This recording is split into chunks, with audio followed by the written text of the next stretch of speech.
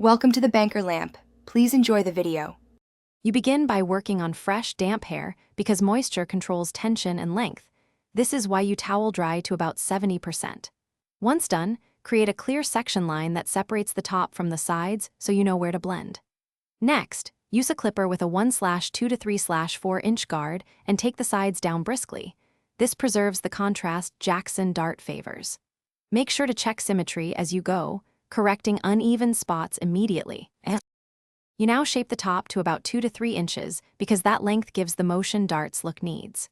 Start with scissors over comb and point cut the ends to avoid a blunt line.